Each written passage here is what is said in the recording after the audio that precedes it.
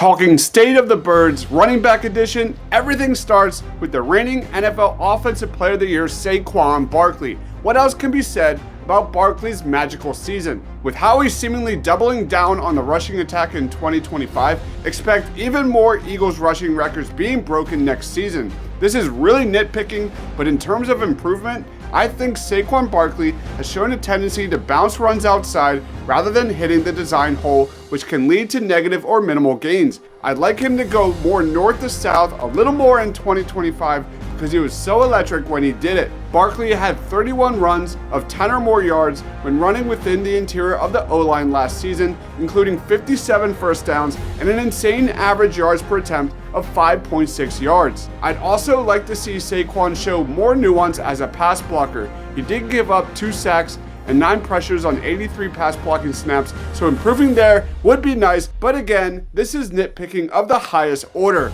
Let's talk depth. With the Eagles looking to possibly take some of the load off Saquon Barkley following a season in which he led the league with over 2,000 yards, the Eagles signed former Packers running back A.J. Dillon to a 1-year deal. How recovered A.J. Dillon is coming off an injured reserve with a neck injury that forced him to miss the 2024 season will be a big storyline to watch during training camp. A.J. Dillon is 6 foot, 247 pounds, and known as Quadzilla by Packers fans. The biggest thing here, which will likely dictate who gets RB2 reps on third downs, is pass protection, and A.J. Dillon's pass protection is considered one of his stronger attributes. Despite his massive frame, he shows good technique and awareness when picking up blitzes, which has been a key part of his role in past offenses. Former Clemson star running back Will Shipley will battle A.J. Dillon for that RB2 spot. As a rookie, Shipley rushed 30 times for 82 yards across 16 regular season appearances for the Birds in 2024. He also secured all 4 targets for 35 yards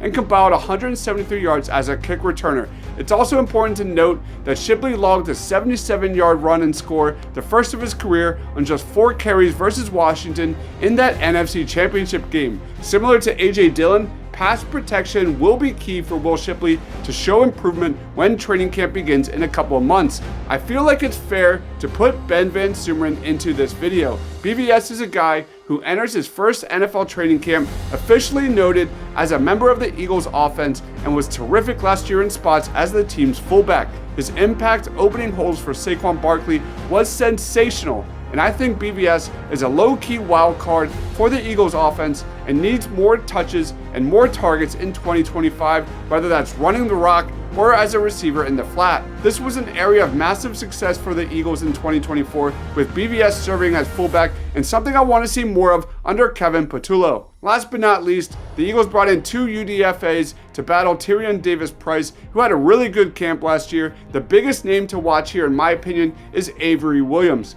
who is not only a back with upside, but also a very solid returner and could be that replacement for Covey, who just signed with the Rams.